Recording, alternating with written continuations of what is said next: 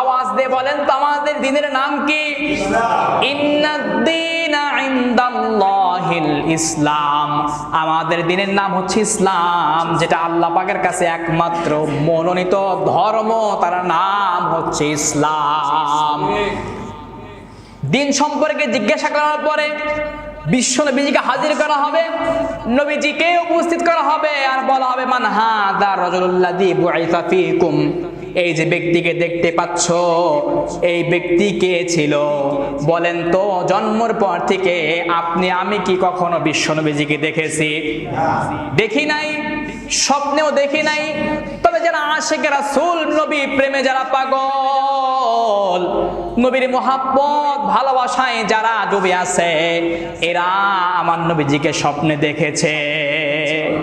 যারা নবীজিকে স্বপ্ন দেখতে চান, নবীজিকে দেখার প্রেম, নবীজিকে দেখার মমতা মায়া মোহাব্বত যাদের অন্তরের মধ্যে লালন হয়, ও বন্ধু, নবীজির উপরে যদি বেশি বেশি দরুদ পড়তে পারেন, দরুদের আমল করতে পারেন, তবে বিশ্ব নবীজিকে স্বপ্নে দেখা আমার আপনার জন্য সহজ হয়ে যাবে। সুবহানাল্লাহ। ওই নবীজির জন্য কি দিল পড়ে, অন্তর পুরে যায় না? বিরহে দিল পুরে ছারখার যে আমার, ইয়া রাসূলুল্লাহ আমার কেউ নেই তুমি ছাড়া সাহারা, ইয়া রাসূলুল্লাহ।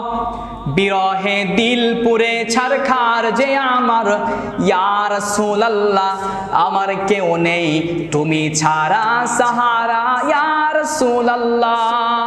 কত জনে দেখে তোমায় কলিজা শীতল হয়ে যায়, কত জনে দেখে তোমায় কলিজা শীতল হয়ে যায়, আমাকে দাও না দিদার একবার ইয়া রাসূলুল্লাহ, আমাকে দাও না দিদার একবার ইয়া রাসূলুল্লাহ, আমার কেউ নেই তুমি ছাড়া সাহারা, ইয়া রাসূলুল্লাহ।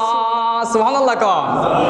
নবীর মায়া মোহাব্বত ভালোবাসা অন্তরের মধ্যে রাখলেই তবেই বলা যাবে উনি হচ্ছেন, উনি হচ্ছেন আমাদের রাসূল মুহাম্মদ সাল্লাল্লাহু আলাইহি ওয়াসাল্লাম। তাছাড়া নবীজিকে চেনা কবরের মধ্যে সম্ভব হবে না।